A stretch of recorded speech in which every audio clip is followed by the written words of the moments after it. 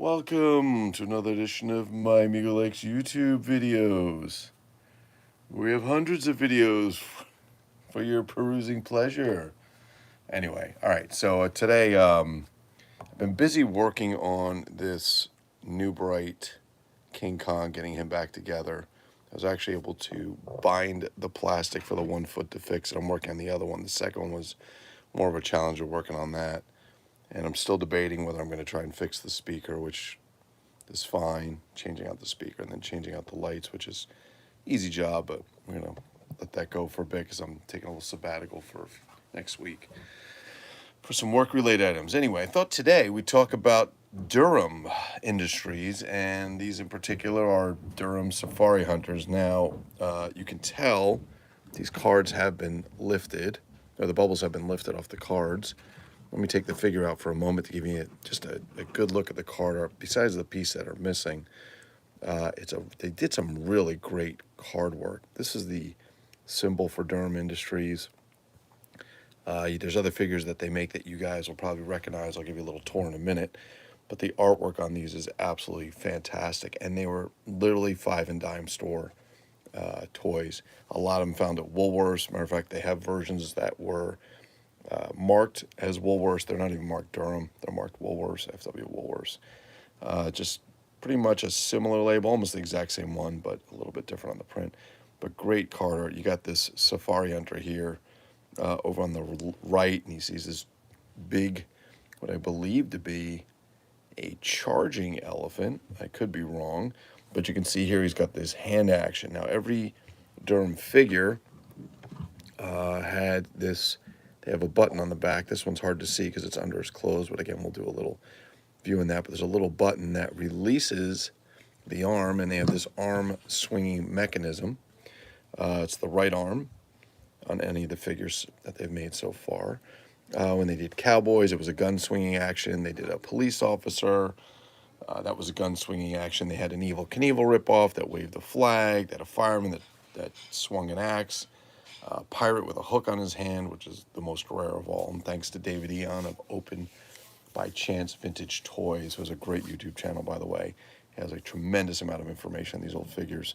But yeah, they all have some kind of action, if you will. Automatic push button action is labeled up here on the card, and a little bit hard to see since this has been taken away. But great card art. Then he has his buddy over here, who's also trying to wave the elephant away, who also has his action. And again, before I show you him, I'll show you a little bit what they look like. They actually, how it works. Pull the arm downward from raised position. Do not push the arm backwards. You'll hear a very slight click. This is a plastic mechanism with a spring, especially on these older figures. You want to be careful. And in the Durham figures, especially, they are made of some of the cheapest plastic you've ever seen. You know, they always blew me away as a company because I have a lot of collecting interest in them. And they have great card art, but terrible figures. I'm going to demonstrate why in a little bit. So, for example, here's a Safari Hunter. Now, he was never played with. The clothes have gotten kind of that crispy, crunchy little bit to him. Yes, his hat does come off. It comes with these giant binoculars. But if you look at the feet, the paint just literally peels away. And all their figures that are like this are pretty much of that. If you take a look at the head, he might look a little familiar, and I'll show you why in a bit, but he's got the same style head as pretty much all the other 5-inch figures, for the most part. Not all of them, but most of them. And he also shares a similar head to the 8.5 to 9-inch Kung Fu figure one of you are probably familiar with. Kind of looks like a ripoff of Bruce Lee.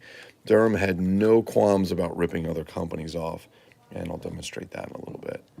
This is more like a documentary lesson than it is a toy thing. So here is our other buddy. He's also Safari Hunter. He's actually a very cool figure. He looks a little, his hat also comes off. It is rubbery plastic. I'm not taking it off. He has this plastic bandolier. If you find him loose, this is usually gone. The hat usually stays on because it's on there pretty tight. This plastic bandolier is usually gone, but you can see the paint just falls off. He also has a push button action. It's almost, the button's under this band here, this plastic band, so not a great design because it's hard to get to, but you can see he kind of has this karate chop action. They have kind of one hand down and the other one slightly turned for that karate chop or waving action. All right, so I was happy to get these. This is a second set of these that I was able to come across. The companion figure, which is in the red hat and the blue suit, he's very hard to get, very hard to find. All right, so here's some of their other figures that we have. Most of you are probably familiar with this guy, and made by Durham. Maybe we should put some light on before I do this. Doing this one hand is always fun. Give me a moment, and we will put that on. Okay, here we go. So most of you are probably familiar with this guy. Durham push action kung fu with real kick and chop motion. Durham Industries. He's got the guys screaming. We got the guys kicking. Not exactly the best action figure. Matter of fact, it's got a great idea behind it where he can kick and he can do the hand chop. Again, spring-loaded buttons. Plastic. They basically stole a rip-off of Bruce Lee's head. The problem with these, if you look inside, the hands, you can see the hand, the wrist is coming apart. They just put some kind of glue in there that over time it just drips. You'll find drip marks on a lot of the characters. You will find stains that don't come out. Here's another one. Is this the, let's see if we can see. Yeah, you can see the stain in the shoulder from the glue, and it starts to eat away at things. You can see that the hand is off. It's probably right. It's actually probably in the bottom, glued to the bottom of the package. Now this is a nice figure. It's got Durham's Kung Fu on it, which is nice. But they have a version where it doesn't say Durham, and actually instead of down here, oh, actually here's one right here. Look, you can see here. This one is, this is K, so I believe this is Kresge. This is the Kresge version. You can see right there, SSK. Yeah, that's SS. This is the Kresge style box. And I'm going to show it to you again because you're like, that's the same box you just showed us. I'm like, no, it's not. It's similar, but it's not quite the same because if you take a look, this one has the Durham symbol. Okay, and then there was also, in most of these cards, a Woolworths version. All right, let's look at some of the other characters they have. These are loose. This is the fireman without his hat. We have the soldier, I'm sorry, what do they call him? He's called, oh, the ranger, excuse me. Here's a Safari Hunter loose. Again, you can see the paint. These are some of their taller Western lines. Now, what's interesting is this, they made Buffalo Bill, Wyatt Earp, and Billy the Kid. The Buffalo Bill figure, they also made in a 5-inch version, same style that went with a Western set. You can see back there, there's a Kung Fu figure and so on. All right, here's some of the other ones. I'm going to hate doing this because it's going to all come apart, but here's our Cycle Cop or Psycho Cop. Durham Industries, automatic push button act, quick draw action. You can see he has a gun in his hand. And again, they demonstrate how it works. I'm going to take these all apart, and then I'm going to have to put them back together. It's okay. All right, this is, I have a few of these. Yes, I like to collect multiples at times. Durham's Ranger. I mean, look at the card art. The card is fantastic. This is a 5 and dime toy. And the card art is really, really good. The figures are terrible, but really nice card art. And I think typically these went in the range of, I think about $1.99. I think some of them, the pre-printed ones from some of the stores there. Here's another Ranger. Maybe I can just move these forward a little bit. There's another Ranger. Yeah, there was a guy who was selling a bunch of these for like nothing, for like $11, and I just bought a whole lot of them. This is the Evel Knievel ripoff. This is Durham's Daredevil Rider. Again, Mark Durham. I see these are a complete ripoff of Evel Knievel. Remember, this was back in the 70s when Evel Knievel and Bruce Lee were all the rage, or martial arts films, if you will, Bruce Lee being the most popular of all of them, waving the flag. He looks a lot better in the drawing than he does in person. These cards are actually in pretty good shape. This one is one of my favorites. I've seen it come up twice, and I bought it once. I'd love to have another one of these. This is Durham's Glump. And that has a, is that a pre-printed sticker, we're going to see? Nope, somebody put a sticker on there. I don't know if it came that way from the factory or not. But automatic push button action club swing. That's right. Interesting card art. Looks like a kid's coloring book, but he definitely looks like some kind of Cro-Magnon man. He's got that giant jaw, if you will, club. Not a lot of paint on him.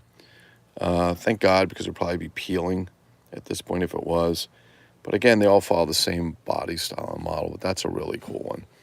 All right, so here I'm going to demonstrate a little bit different stuff. So this is the Prairie Scout figure, and you can see we've got this Native American or American Indian figure here, and you can see he's got this cowboy. This cowboy is right there. That's your Buffalo Bill figure, but he's in a 5.5 inch this style body, which I do not have. I'm going to show you a little bit difference in a minute. So you can see it says Prairie Scout automatic push button action, right? Let's show you what one looks like. This was probably the Woolworths or Kresge version. Let's see if we can see it. Distributed by, yeah, this is the Woolworths version. You can see FW Woolworths down by the bottom. Here's the same figure. The card is different. You can see Durham's has been added to the top, which is push button. And down here, it actually is the Durham logo. So some of these cards, the card art, I think, is awesome. I really do. I think they did a really good job for a cheap figure. But they had some printed straight Durham and some printed for the stores in which they were selling them. Here is our carded fireman. He's a fun one. There you go. The funny part is his pants are actually painted on. And for some reason, these don't seem to chip. These are molded or painted in a different paint. But you can see the Safari Hunters, they're all chipping off. Even, nope, that's camo, that's paint like that. But these figures, I never see a fireman with the paint chipping off. So I think that was a little different. It's got the automatic push button swinging axe. Great card art. Again, oh, here it is, 96 cents. That's a lot of work to put in. Nice card art, pay somebody to paint that. You know, come up with a nice figure, or an okay figure, but good for kids at the time, I guess, for 96 cents. You know, the thing with these, they were so cheap. I don't even know how many of these things they would have sold. I'd be curious to see if I ever found what the numbers were like. Here's another Safari Hunter. Here's another of the other ones. I have them in a bag because the card is off, which is the same thing I'll do with those I have over there. This is a great one. I have a few of these. This card is probably the brightest card. This is Young Kung Fu. And this is a complete ripoff from the old TV show Kung Fu in the 70s with David Carradine, where he was the young martial artist. They literally stole it. And I believe, if I remember, I think David Eon was talking about it on his channel, Open by Chance Vintage Toys. There's 2 plugs for you, David, 2 plugs that I think they were even approached about being sued for this stuff. And he has the chop action. Again, one hand is kind of pointing back, and the other one has the slight chopping action. And I think that's what we have. I think these are all, yeah, these are all Young Kung Fu. Oh, this one. Okay, so this is the rarest of the rare. And thank you to David Eon for showing this to me one day and telling me about it, because I thought I'd collected everything. And then he showed me this. This is not his. He has his own. I looked for maybe 2 years and finally found him. Durham's Bluebeard. So he's got this parrot on his shoulder. He's got a swinging hook arm. He's got a peg leg. And if we take a look, he's got the peg leg. He's got the hook.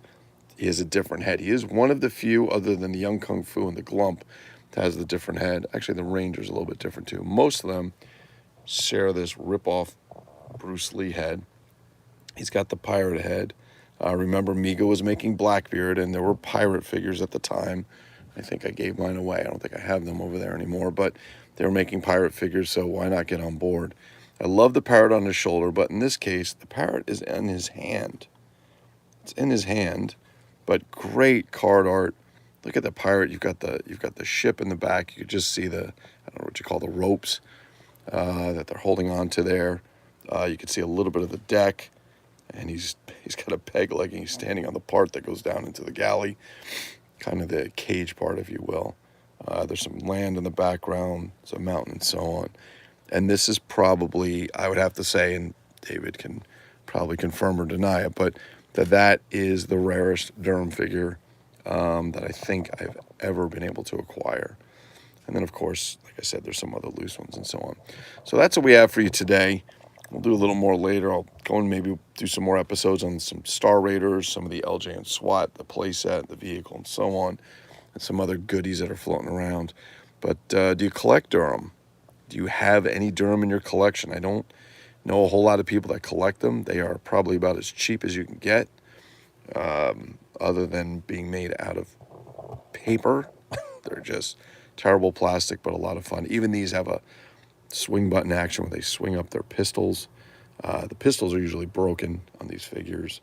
Any of them with a pistol are usually broken. And then the hats are usually missing, but I was able to come across. I am missing Billy the Kid.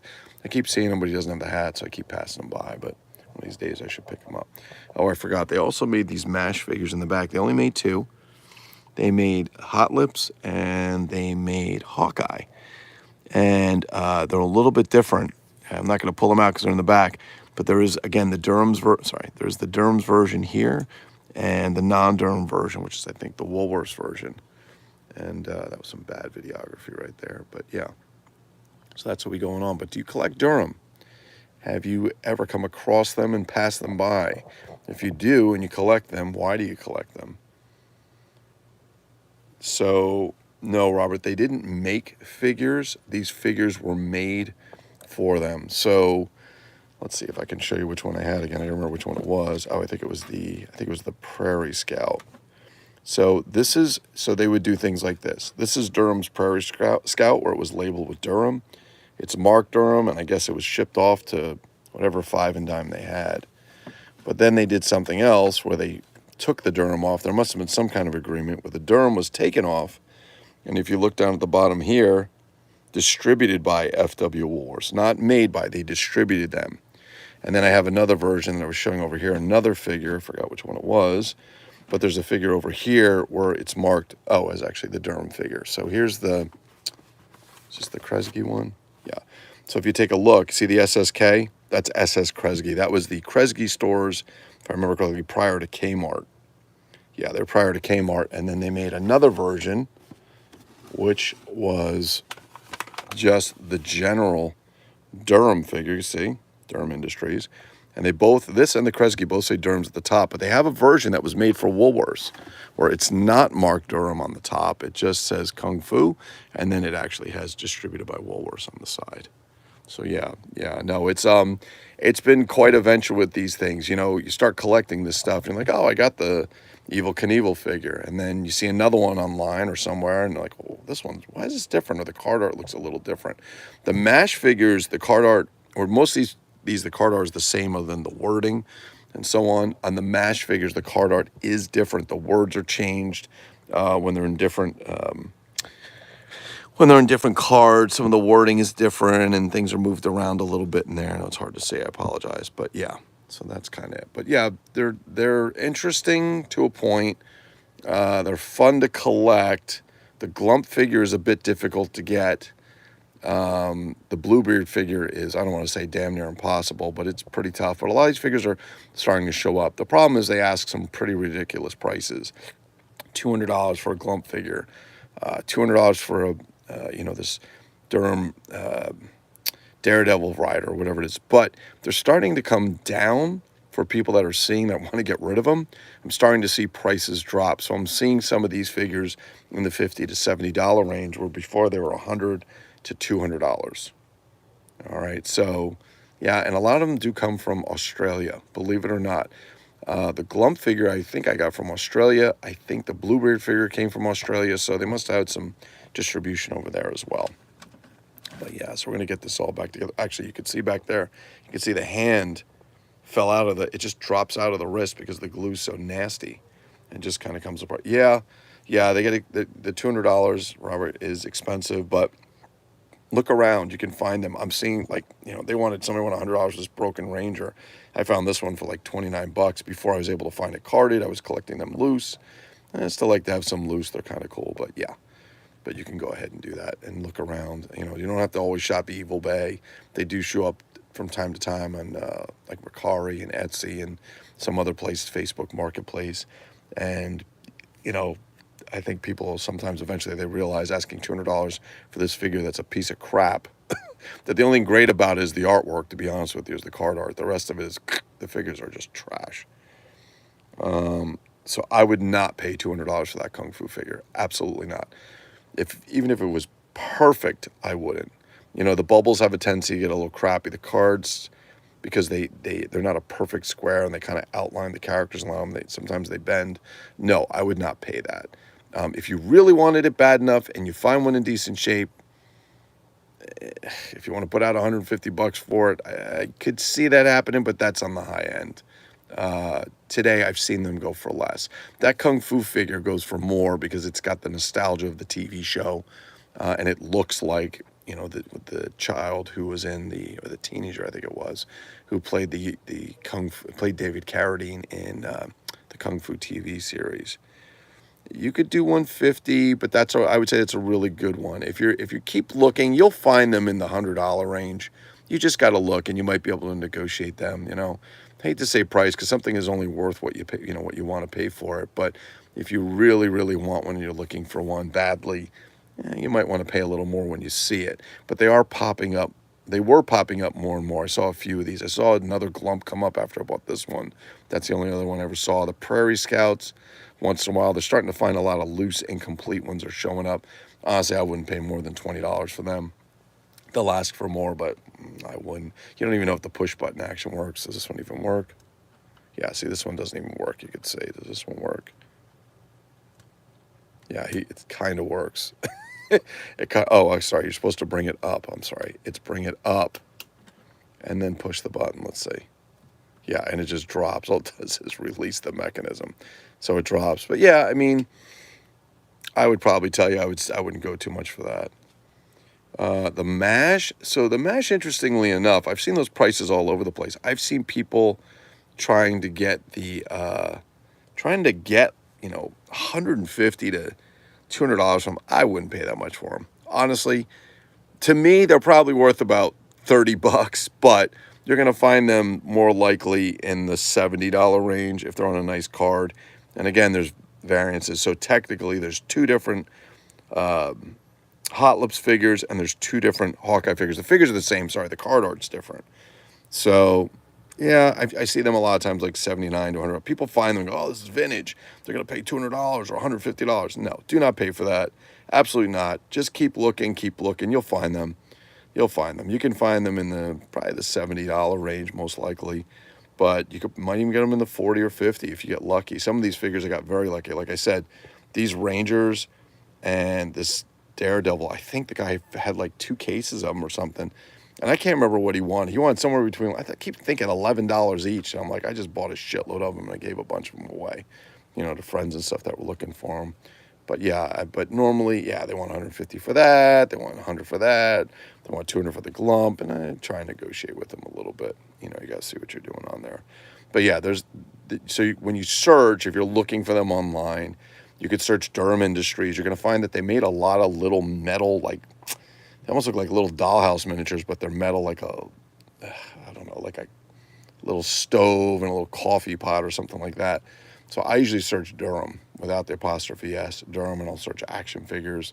Another way you can look is, you know, a lot of people don't think about this, and these are not secrets, these are things to share because we all collect, is look in the doll section, believe it or not. Now, there are dolls that Durham made, if I remember correctly, but you look for dolls for a lot of these action figures because a lot of these people that sell Barbie dolls and stuff, they'll get some of these figures liking a lot, and they go, oh, I'll just list under dolls because they're dolls.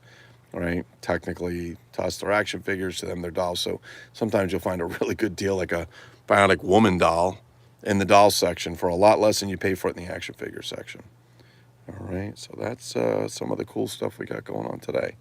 So anyway, yeah, the same rubber-like body. Yeah, is the Evil Knievel the same scale? Yeah, as the original. No, well, size-wise, yeah, because I think the original Evil Knievel's 5-inch. These are 5-inch figures, but they're much like bigger heads.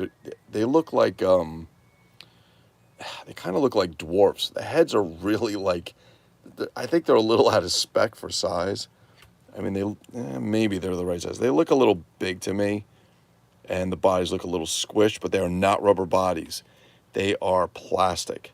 They are a molded plastic. A cheap molded plastic. These are that fragile, I call it like China plastic, and I don't mean the country China, I mean like China dishes, because if you drop that, they shatter. This won't shatter. This is more of a kind of a blow mold plastic, I guess, sort of kind of like a little more like the Kenner stuff, if you will, but very, very cheap. Very, very cheap. So yeah, you guys, if you like, you can go to MyMegoLike.com, which is a website that I put up a few years ago, and there's over 210 pages, I think, of different action figures. These are on there. There's a bunch of stuff done on there. Tomlins, all these crazy things you see floating around this basement. Now, there's tons and tons of shit in here to go through. It's if you guys never got a tour of the Toy Room of Solitude, you could see it's just vast amounts of shit, of chaos and toys and mostly old stuff, some new stuff, mostly old stuff. Like I said, I prefer to collect vintage. I think I'll also give you guys a quick little tour of that and so on. And there's literally stuff everywhere. I keep a lot of stuff that I find. These are all my old Dungeons and Dragons books from when I was a kid. These are magazines that they used to put out. I think they came out every 2 months.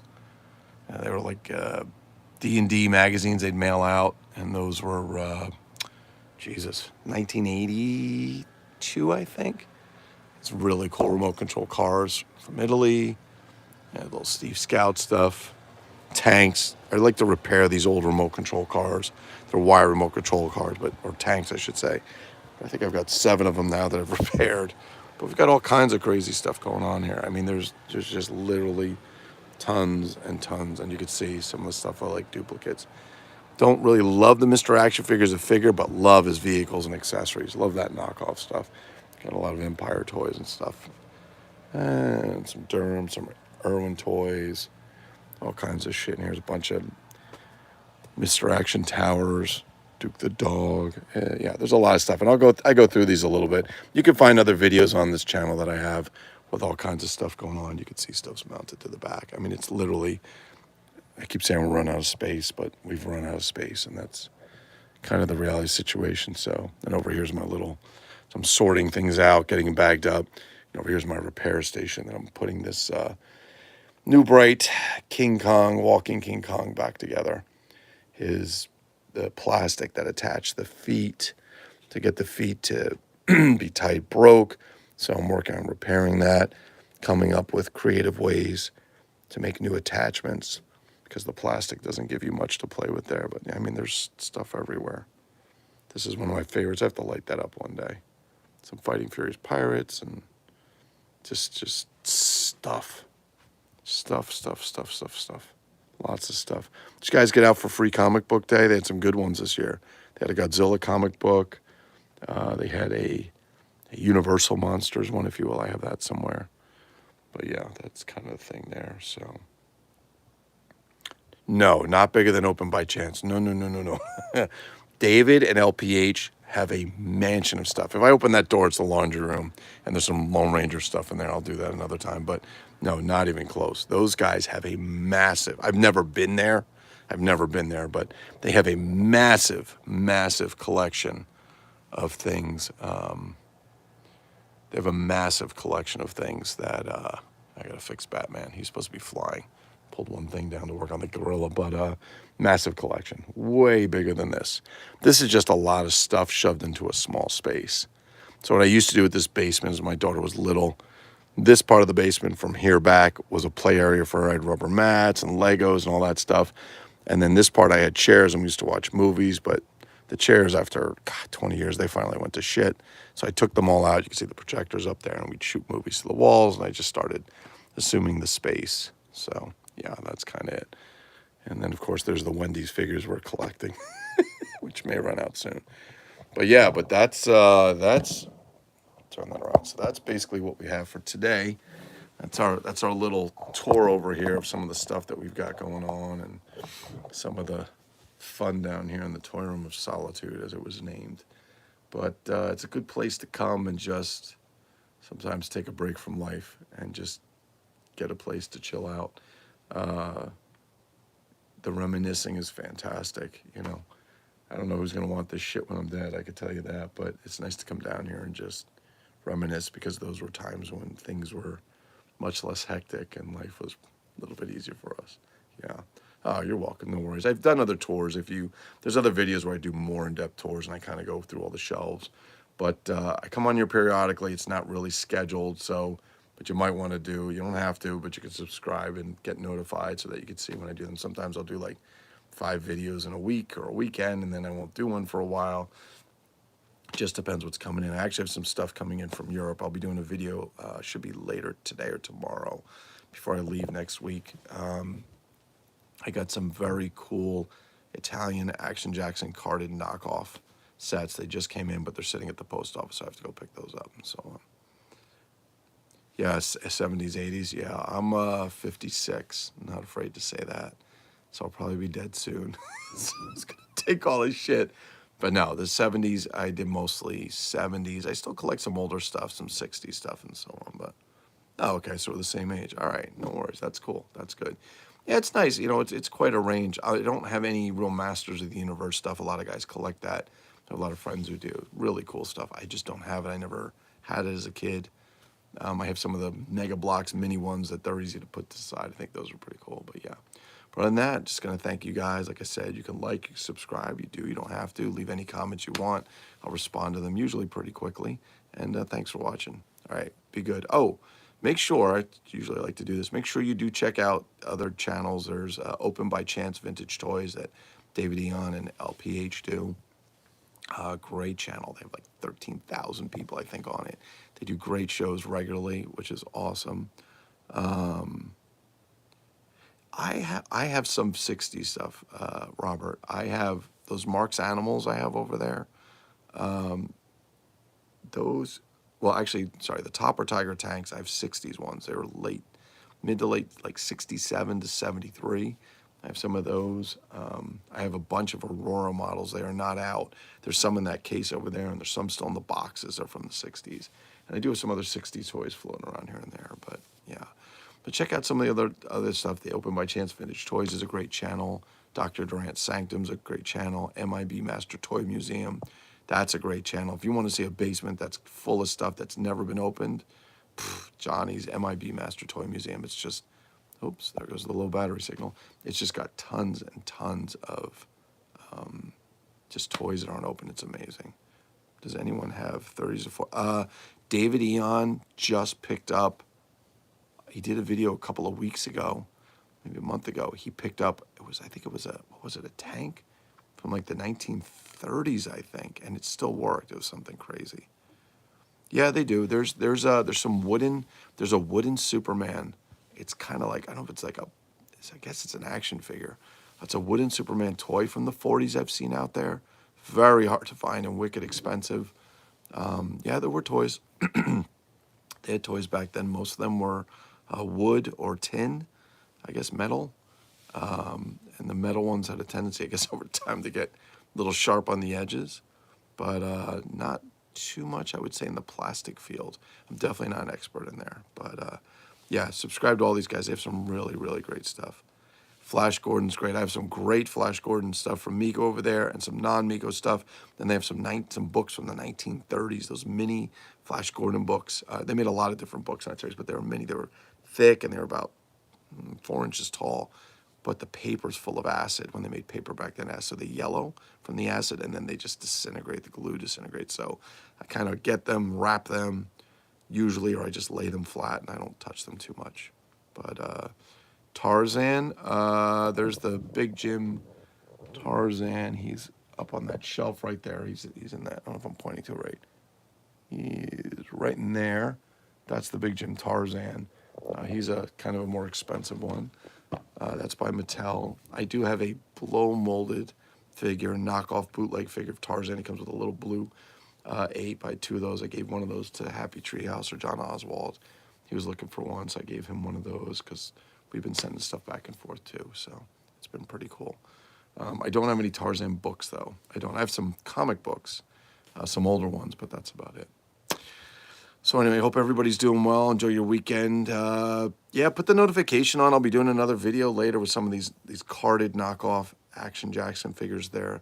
El Mundo Aventuroso de, it says Tommy Bright, Jimmy Brown, and Jack Black, and they were knockoff 8-inch Mego Action Jackson figures. They were knockoffs of them with some really great outfits. I wound up getting the pilot and the parachuter outfit. They have accessories in there that nobody else carries, so really, really cool. And they're not cheap. I paid a shitload for them. Shh, don't tell anybody. All right, everybody, have a great rest of your day. Hope everything's good. Go check out our Facebook group at MegoLike. You can check out MyMegoLike.com. It's got a ton of information on there. There's hundreds of pages to scroll through of action figures. And if you have something that you want to put in there that's not there, send me a message here. Some people have actually submitted things they didn't have up there. We built the page.